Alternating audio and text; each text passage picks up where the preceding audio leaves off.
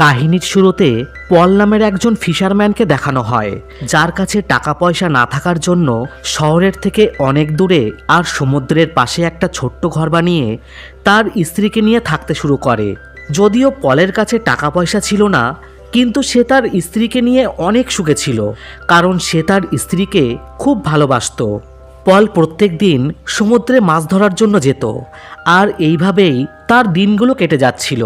একদিন পল যখন সমুদ্রের ধারে মাছ ধরছিল, তখন তার বড়শিতে একটা অদ্ভুত ধরনের মাছ উঠে আসে। আর অবাক করা বিষয় হলো, ওই মাছটা মানুষের মতন করে কথা বলছিল। সে পলকে বলে, আমাকে তুমি সমুদ্রে আবার ছেড়ে দাও, আমাকে তুমি মেরো না, এর বদলে তুমি যা চাইবে আমি তোমার সমস্ত চাওয়াগুলো পূরণ করে দেব। এসব কথা শুনে পলের মাছটার ওপর দয়া চলে আসে, আর সে ওই মাছটাকে সমুদ্রে ছেড়ে দিয়ে তার বাড়িতে চলে যায়। বাড়িতে এসে সে তার স্ত্রীকে সমস্ত ঘটনাটা বলে। পলের কথা শুনে তার স্ত্রীর মনে লোভ চলে আসে। সে বলে, তুমি ওই মাছটার কাছে কিছু তো চাইতে পারতে।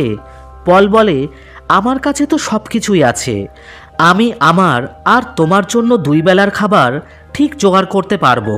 কিন্তু তার স্ত্রী বলে, এরপর আমাদের সন্তান হবে, আর আমাদের ঘরটা দেখো, আমরা তাকে একটা ভালো জীবন কি করে দেব? এজন্য তোমাকে ওই মাস্টার কাছে গিয়ে কিছু একটা চাইতেই হবে। পল যদিও এরকমটা করতে চাইছিল না, কিন্তু সে তার স্ত্রীর কথা মতন সমুদ্রের কিনারায় আসে, আর ওই মাছটাকে জোরে জোরে ডাকতে থাকে। কিছুক্ষণের মধ্যেই মাছটা তার সামনে চলে আসে, আর সে পলকে বলে, তুমি আমাকে কেন ডেকেছো? পল বলে, আমার স্ত্রী চায় যে আমাদের ঘরটা বড় হয়ে যাক, যেখানে খাওয়া দাওয়ার সমস্ত কিছু থাকবে। মাছটা তখন বলে, ঠিক আছে, এরকমটাই হবে। এরপর পল যখন বাড়িতে আসে, সে দেখে সত্যিই তার বাড়িটা আগের থেকে অনেক বড় হয়ে গিয়েছে, আর সেখানে খাওয়া দাওয়ার সমস্ত কিছু রয়েছে। পলের স্ত্রী এতে খুব খুশি হয়ে যায়। পলের ঘরে এখন খাওয়া দাওয়ার জন্য খাবারের কোনো কমতি নেই, কিন্তু তাও সে তার কাজটাকে ছাড়ে না। সে আগের মতনই সমুদ্রের কিনারায় মাছ ধরতে যায়, আর সে তার ধরা মাছগুলো তার এক গরিব বন্ধুকে দিয়ে দেয়, কারণ তার ওই বন্ধুটার অনেকগুলো সন্তান রয়েছে। আসলে পল ছিল খুব দয়ালু মানুষ, আর তার কোনো জিনিসের ওপর কোনো লোভ ছিল না, কিন্তু তার স্ত্রীর মনে আগের থেকে আরও বেশি লোভ চলে আসে। এরপর পল যখন বাড়িতে আসে, তখন তার স্ত্রী তাকে বলে, আমি চাই তুমি ওই মাস্টার কাছে আরও একবার যাও, আর তার কাছে এর থেকেও আরও বড় বাড়ি চাইবে, আর সেই বাড়িতে অনেক চাকর আর চাকরানি থাকবে। পল তার স্ত্রীকে অনেক বোঝানোর চেষ্টা করে। সে বলে, আমাদের কাছে তো আগে কিছুই ছিল না, কিন্তু এখন তো সব কিছুই আছে, তাই আমাদের এর থেকে বেশি লোভ করা উচিত হবে না। কিন্তু পলের স্ত্রী এতটাই জেদ করে যে সে তার কথা মানতে বাধ্য হয়। এজন্য পল না চাওয়া সত্ত্বেও আরেকবার সমুদ্রের কিনারায় ওই মাছটার কাছে আসে। সে আবারও চিৎকার করে মাছটাকে ডাকে। পলের ডাক শুনে মাছটা সমুদ্র থেকে বেরিয়ে আসে আর বলে, তুমি আমাকে কেন ডেকেছো? পল বলে, আমার স্ত্রী চায় যে আমাদের বাড়িটা যেন আগের থেকে আরও বেশি বড় হয়ে যায়, আর সেখানে যেন চাকর চাকরানি আর সোনাদানায় ভর্তি থাকে। মাছটা বলে, ঠিক আছে, এরকমটাই হবে। এরপর পল যখন বাড়িতে ফিরে আসে, সে দেখে তার বাড়ি সত্যিই অনেক বড় হয়ে গিয়েছে, আর এতে করে তার স্ত্রী অনেক খুশি ছিল। তাদের বাড়িতে এখন কোনো জিনিসেরই অভাব নেই।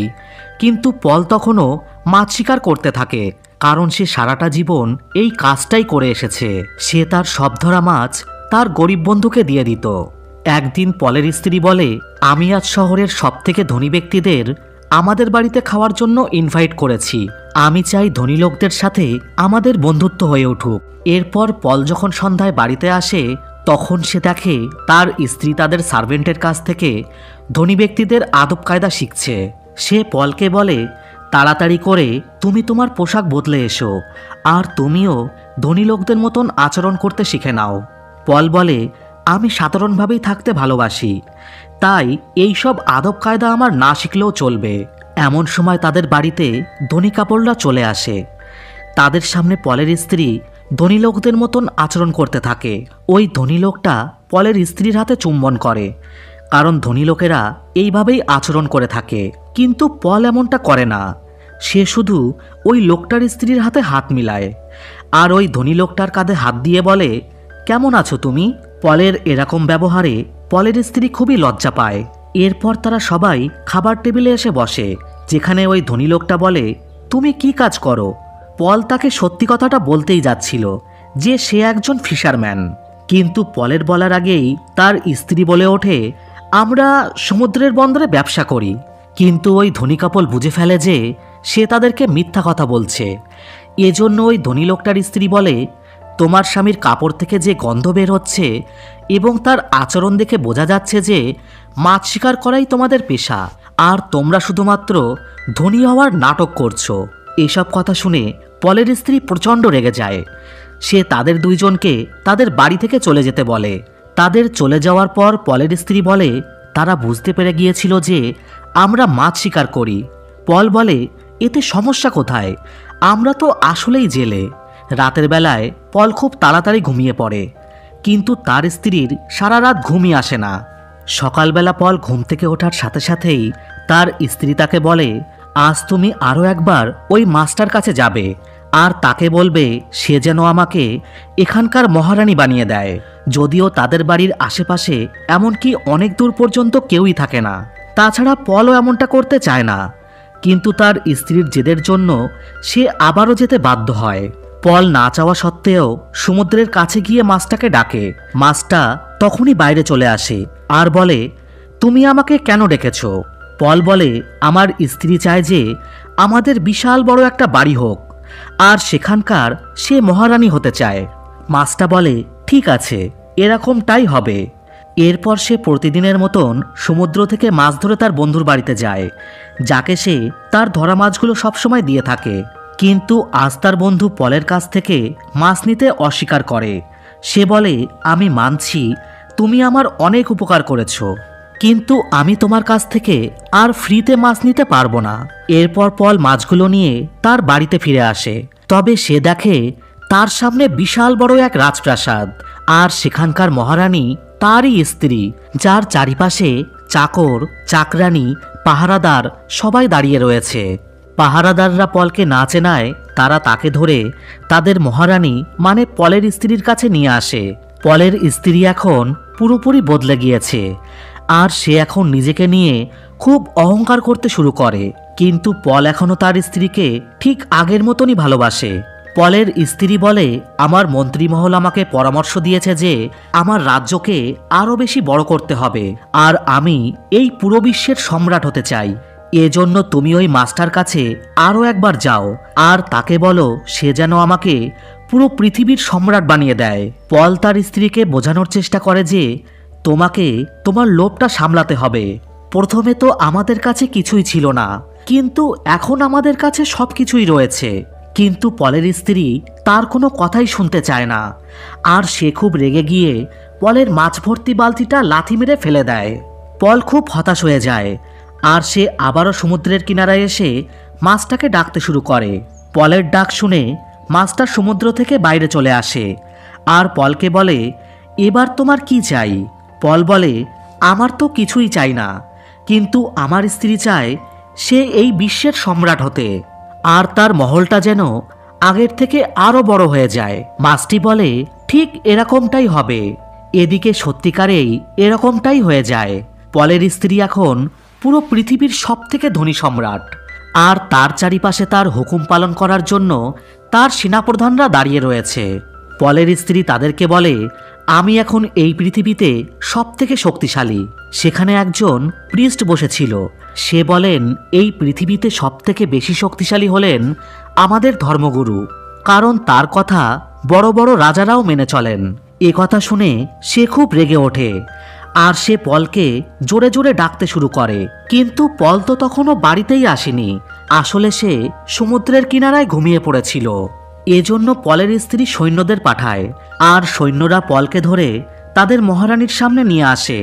এরপর সে পলকে বলে, তুমি ওই মাস্টার কাছে আবারও যাও আর তাকে বলো সে যেন আমাকে পৃথিবীর সবথেকে বড় ধর্মগুরু বানিয়ে দেয় আর সবাই যেন আমার সব কথা মেনে চলে, এমনকি বড় বড় রাজারাও যেন আমার কথা মতন চলে।